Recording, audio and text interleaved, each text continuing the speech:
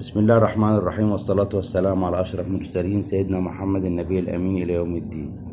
معانا النهاردة بعض العملات من ال10 قروش اللي هي الفضية. طبعا هي مش من الفضة الخالصة زي ما الناس بتقول، مثلا ده من نيكل كروم وبتاع والكلام دوت. طبعا فضية يعني عملة معدنية يا جماعة، حتى يطلق على العملة النحاس عملة فضية، بس زي دي كده نقول عليها فضة، عملة فضة. مش معنى فضة ان هي عملة فضية. طبعا احنا النهاردة معانا مجموعة من ال10 قروش المصرية، كلها سنة 1984 ميلادي 1404 هجري.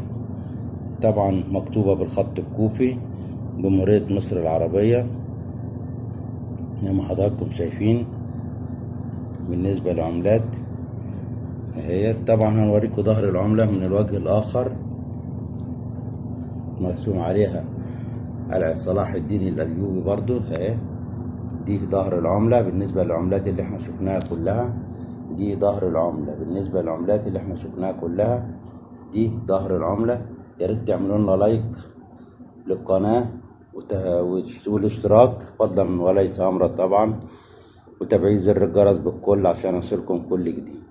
طبعا بعض العملات الفضية ديت ال10 قروش طبعا ما عادش منها دلوقتي، وانقرضت. واللي عايز يشتري ويبيع يا جماعة، في ناس بتقول ابيع فين واشتري فين.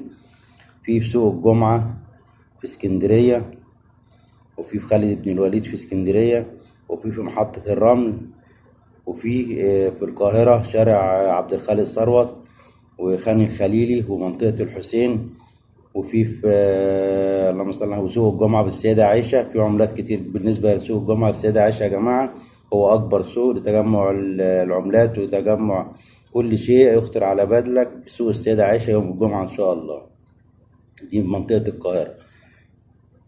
فضلا وليس أمرا الاشتراك بالقناة وتفعيل زر الجرس بالكل عشان يصلكم كل جديد. وشكرا، السلام عليكم ورحمة الله وبركاته.